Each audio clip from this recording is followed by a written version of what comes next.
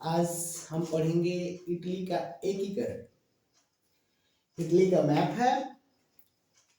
Italy का एकीकरण किस देश से प्रभावित होकर किया जाता है, किस देश से प्रेरणा लिया जाता है, और हम देखेंगे कि इटली के गौरवशाली इतिहास, जो इटली के लोग हैं, वो इटली के जो बहुत पहले जो गौरव था, प्रभाव था पूरे विश्व में, उससे इन्होंने प्रेरणा लिया।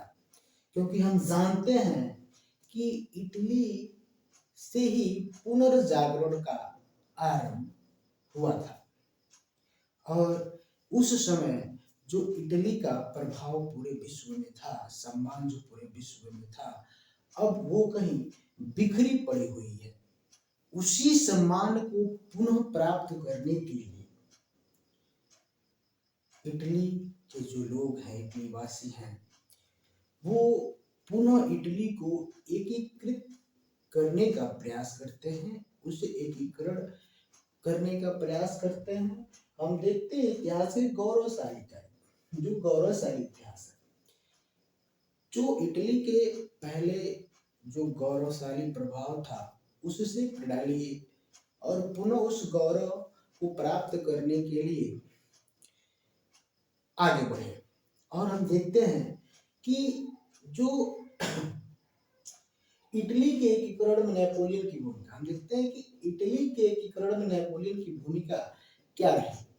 हम जानते हैं कि इटली के एकीकरण में नेपोलियन की भूमिका, हम जानते हैं कि इटली पर नेपोलियन ने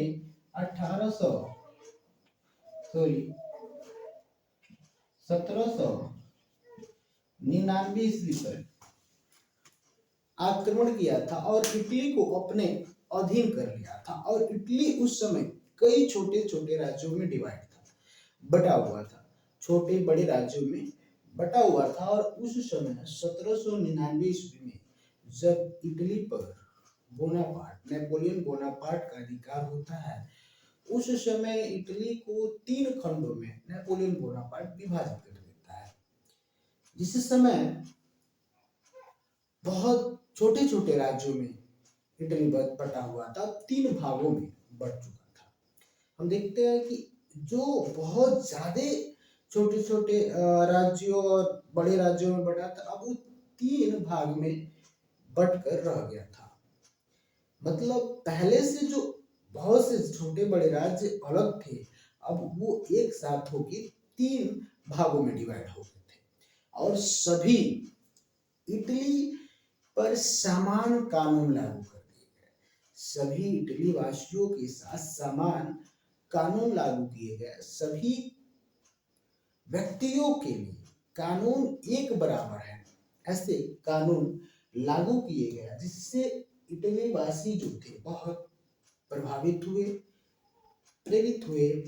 और हम देखते हैं कि नेपोलियन बोनापार्ट का पराजय होता है 1815 ईस्वी में वाटरलू के युद्ध में। और यहीं पर हम देखते हैं कि नेपोलियन बोनापार्ट के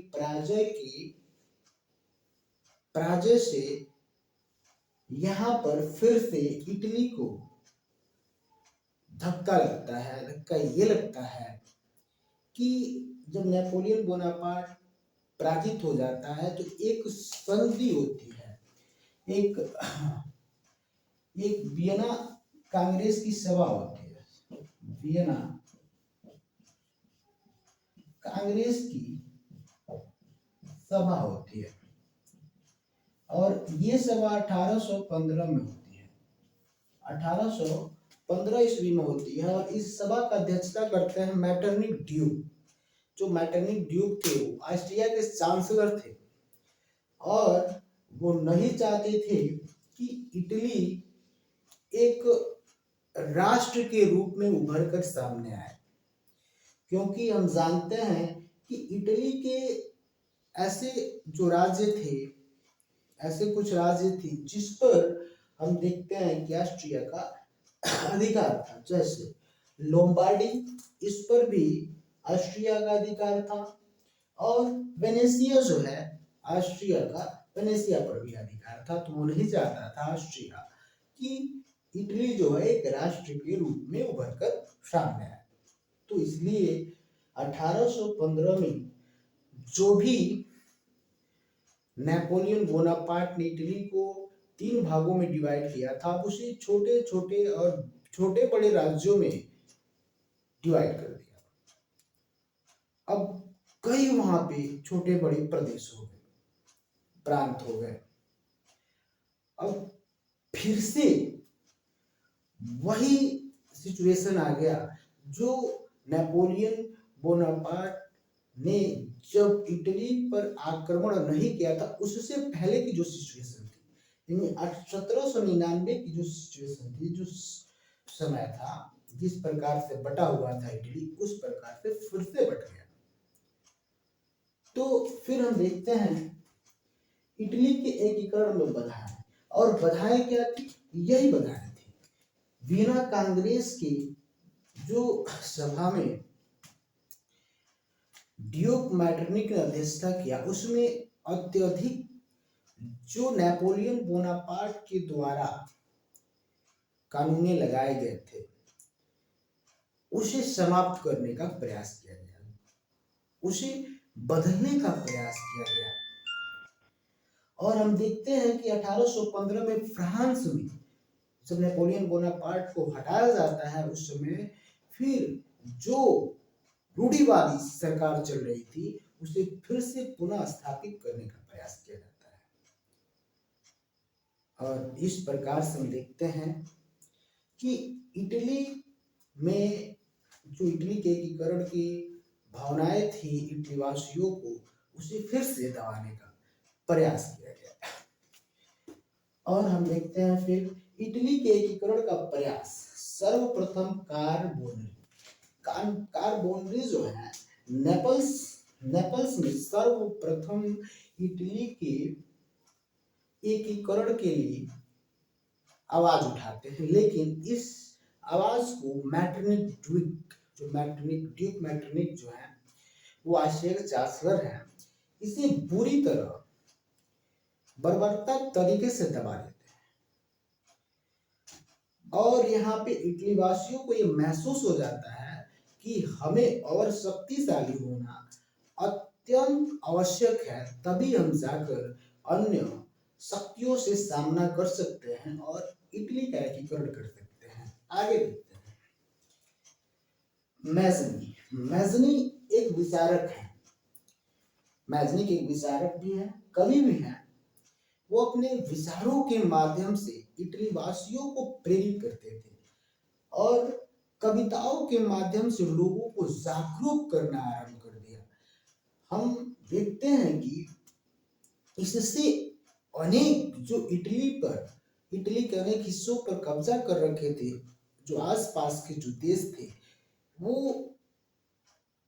इस तरह के प्रचार प्रसार को रोकने का कार्य आरंभ कर दिया। और देखते हैं कि इटली में जो मैजनी है, जो विचार और कविताओं के माध्यम से एकीकरण की भावनाओं को बढ़ाने का काम कर रहे हैं, उन्हें इटली से निर्वासित कर दिया जाता है। क्यों? क्योंकि इन पर ये आरोप लगता है कि ये लोगों को भड़काने का काम कर रहे हैं, जनता को भड़काने का काम कर रहे हैं, विद्रोह जनता में उत्पन्न करने का काम कर रहे हैं।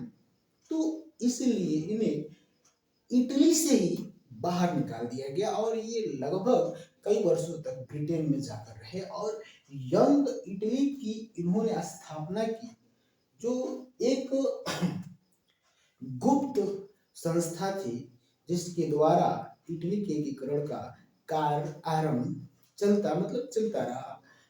इस तरह हम देखते हैं कि इटली की जो आत्मा है, मैजनी को कहा जाता है। इटली की जो आत्मा है मैजनी को इसलिए कहा जाता है क्योंकि इन्होंने बहुत ही तेजी से एकीकरण की भावनाओं को इटली में विकसित किया।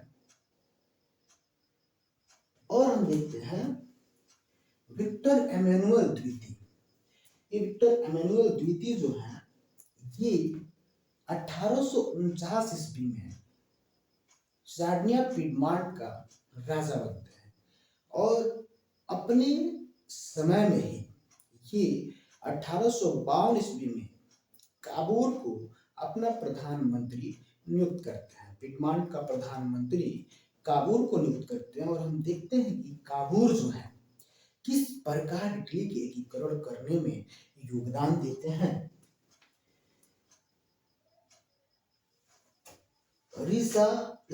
रिसार्जिमेंट एक इनकी समाचार पत्र जो स्थापना किया था इन्होंने, रिसार्जिमेंट की स्थापना किया था इन्होंने और ये समाचार पत्र की पत्र था और इसके माध्यम से ये संवैधानिक राजतंत्र का प्रचार करते थे।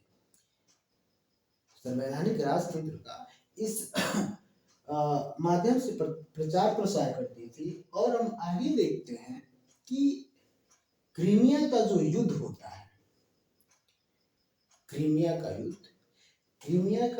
एक युद्ध होता है जो 1853 से 1856 ईस्वी तक चलता है और इटली के एकीकरण करने के लिए शक्ति और कूटनीति की अत्यंत आवश्यकता होती है। और इसी समय को, इसी सिचुएशन को देखते हुए काबूल ने इस सिचुएशन का लाभ उठाने का प्रयास करता है और क्रीमिया में लगभग कुछ देश शामिल होते हैं जिसमें ब्रिटेन, फ्रांस, टर्की और दूसरी तरफ से जो युद्ध लड़े जाते हैं वो रूस। और यहाँ पर हम देखते हैं कि कूटनीति का परिचय देते हुए जो काबूल हैं वो ब्रिटेन और फ्रांस का सहायता करते हैं और इस प्रकार लगभग हम देखते हैं कि 1853 से 1856 ईस्वी तक ये युद्ध चलता है। और इस युद्ध की जब समाप्ति होती है तो हम देखते हैं कि पेरिस में अंतर्राष्ट्रीय सम्मेलन होता है और इस अंतर्राष्ट्रीय सम्मेलन में काबूल को भी आमंत्रित किया जाता है। और काबूल को आमंत्रित करने के बाद लेकिन उस सम्मेलन में इटली का जो जिक्र था, एकीकरण की जो मुद्दा थी, बहुत बढ़ा चढ़ाकर नहीं उजागर किया गया। लेकिन हम देखते हैं कि इस समय इटली का जो एकीकरण की मुद्दा है ये अंतर्राष्ट्रीय मुद्दा बन जाती है। इसके बाद उस सभा में बहुत बड़ी लाभ नहीं मिलती है काबूल को, लेकिन हम देखते हैं कि इटली का एकीकरण जो है एक अब अंतर्राष्ट्रीय मुद्दा बन जाता है। इस प्रकार हम देखते हैं आगे।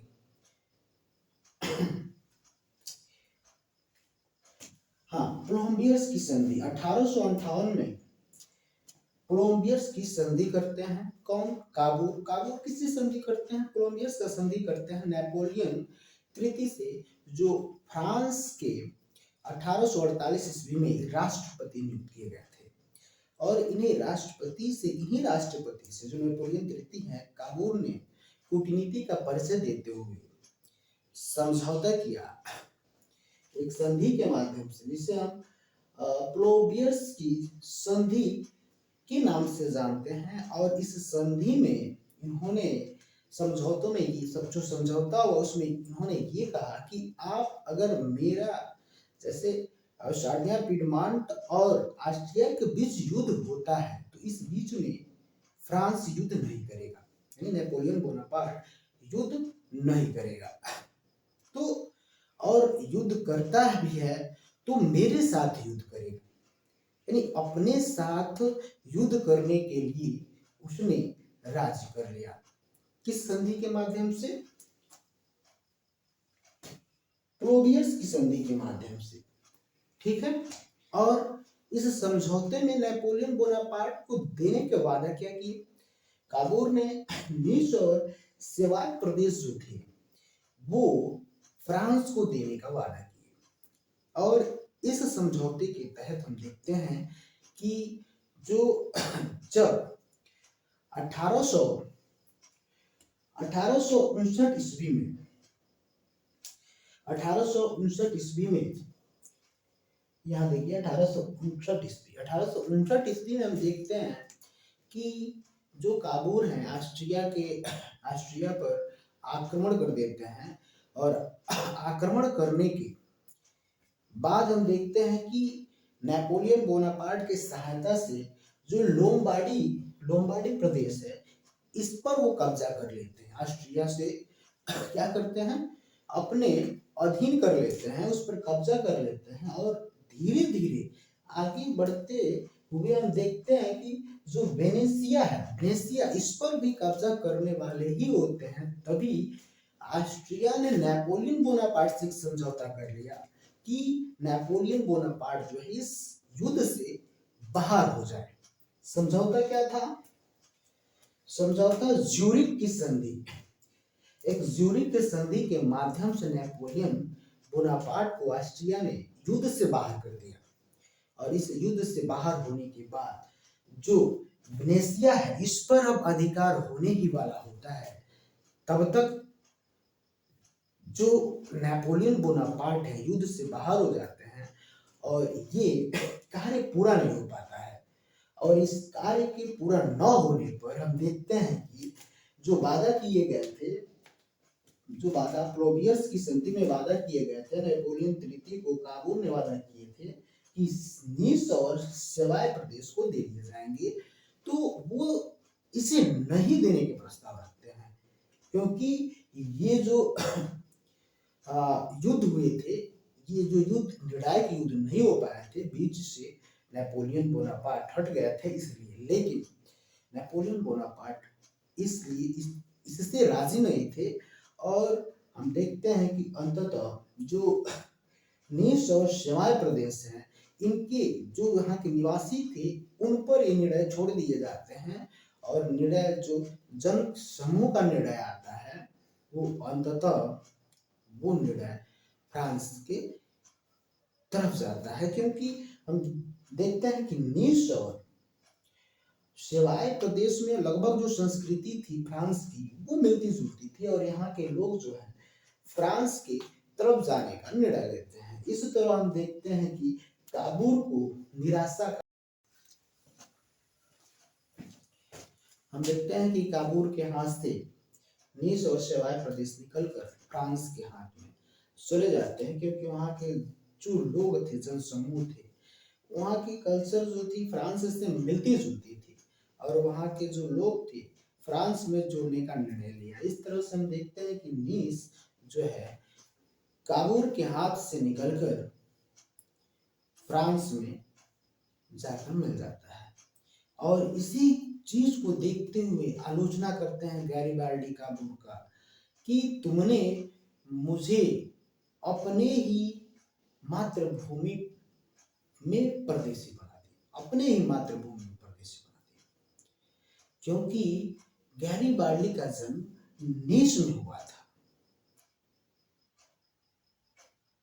गैरिबाल्डी जो हैं ये मैजनी को बहुत मानते थे, और जो काबूल हैं इनको भी इनकी कूटनीति की जो कूटनीतियां थी उनसे प्रभावित थे। लेकिन यहाँ जब नीस इनके हाथ से निकल गया तो उन्होंने आलोचना करते हुए कहा कि तुमने मुझे अपने ही मातृभूमि में परदेशी बना दिया।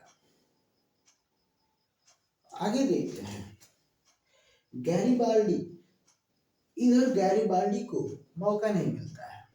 अब देखते हैं जो दक्षिण हिस्सा है, दक्षिणी हिस्सा, इस साइड क्या करते हैं गैरिबाल्डी 1150 सैनिक की एक छोटी सी टुकड़ी लेकर, जिसे द थाउजेंड के नाम से भी जानते हैं, इस छोटी सी टुकड़ी लेकर हम देखते हैं कि सिसिली पर वो क्या करते हैं, अधिकार कर लेते हैं, और सिसिली को पिडमांट से मिला देते हैं। सैन्य पिडमांट से क्या करते हैं, जोड़ देते हैं। इटली के एकीकरण में ये अहम भूमिका निभाते हैं।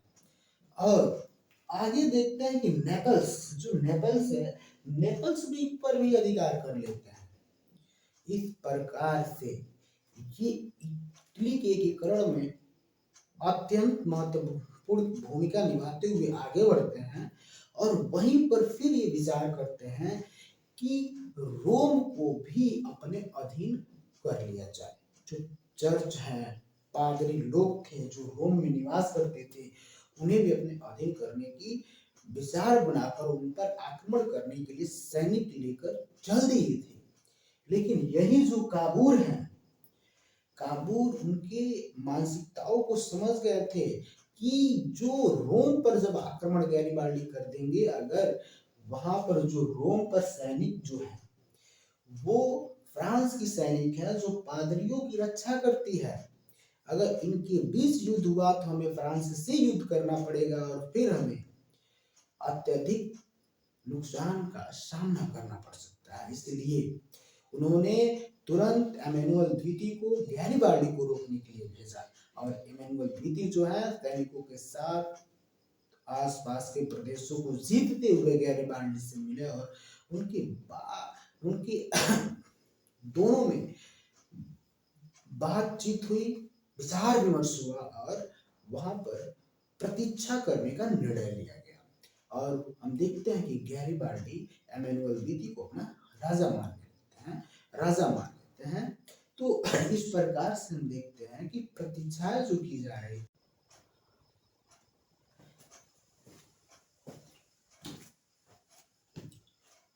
हम देखते हैं कि गैरिबाल्डी रोम पर आक्रमण करने का विचार बनाते हैं। इस को रोकने के लिए काबूल एमेनुअल द्वितीय को भेजते हैं और एमेनुअल द्वितीय और गैरिबाल्डी के बीच मुलाकात होती है और मुलाकात होने के बाद इन जो आक्रमण का समय था इसे रोक दिया गया और समय की प्रतीक्षा करने का विचार विमर्श हुआ।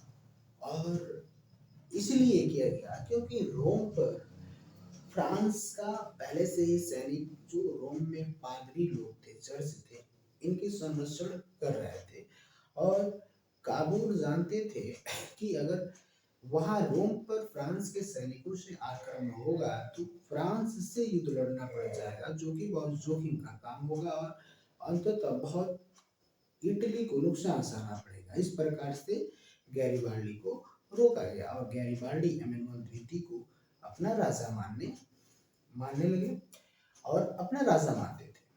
एमेनुअल द्वितीय को गैरिबाल्डी क्या मानते थे? अपना राजा मानते थे। और इस प्रकार से हम देखते हैं कि समय की प्रतीक्षा की जा रही थी और वो समय आता है 1866 ईस्वी में, जब प्रसा और ऑस्ट्रिया के बीच युद्ध होता है और यह युद्ध 7 सप्ताह तक चलता है और इस युद्ध में ऑस्ट्रिया के और प्रसा के बीच इस युद्ध में इटली जो है प्रसा का साथ देती है और प्रसा जो है बढ़ चढ़ के ऑस्ट्रिया से युद्ध करता है और ऑस्ट्रिया को बुरी तरह पराजित करता है। और जो वेनेशिया जो है प्रदेश, जो वेनेशिया है, इस पे ऑस्ट्रिया का अधिकार रहता है, उसे जो प्रसा है अपने अधीन करता है, अपने अधीन कर लेता है, ऑस्ट्रिया को बुरी तरह पराजित करता है और वेनेशिया प्रदेश को इटली को सौंप देता है। इटली को वेनेशिया प्रदेश भी मिल गया, इटली में शामिल कर लिया गया 1866 ईस्वी में। और हम देखते हैं कि इसके बाद एक और युद्ध होता है जो प्रसा और फ्रांस के बीच होता है, जो 1870 में होता है। और इस युद्ध में हम देखते हैं कि 1870 के युद्ध में हम देखते हैं कि फ्रांस और प्रसा आपस में लड़ रहे थे और फ्रांस रोम में जो अपना सैनिक लगाई हुई थी उसे वापस बुलाई। इस वजह से जो फ्रांस की सैनिक वापस लौट के गए और इस वजह से हम देखते हैं कि रोम खाली होता है और रोम पर जैसे ही फ्रांस के सैनिक रोम से हटते हैं, एमेनुअल द्वितीय रोम पर आक्रमण करते हैं। करने के बाद एमेनुअल द्वितीय जो है रोम पर अधिकार कर लेता है। अधिकार करने के बाद रोम को इटली में मिला लिया जाता है और रोम इटली की राजधानी बन जाती है। इटली की राजधानी रोम बना दी जाती है। तो इस प्रकार से हम देखते हैं कि इटली का एकीकरण किस प्रकार हो रहा है, किस प्रकार पूरा हुआ। और हम ये देखते हैं कि इटली का एकीकरण 1861 में लगभग पूरा हो चुका था, लेकिन जो वेनेशिया है और रोम है ये पूरी तरह इटली में विलय नहीं हुए थे। और हम देखते हैं कि संपूर्ण इटली का एकीकरण 1870 में पूरा हुआ, जब रोम इटली में मिला लिया गया। तो इस प्रकार से हम देखते हैं कि किस प्रकार से इटली का एकीकरण होता है, जिसमें मैज़नी का स्वप्नदर्शिता, काबूल की कूटनीति, गैरिबाल्डी का साहस और एमेनुअल द्वितीय की इच्छा शक्ति, सबकी भूमिका एक से बढ़कर एक। हम देखते हैं कि सभी ने अपने तरफ से पूरी तरह एकीकरण में अपने पूरे समय को लगा दिया, पूरे ताकत को लगा दिया, हर प्रकार से कोशिश किया और अंततः इटली का एकीकरण हो जाता है। और इस प्रकार इटली का एकीकरण का हमने वीडियो देखा, पढ़ा। थैंक यू सो मच, बहुत बहुत धन्यवाद।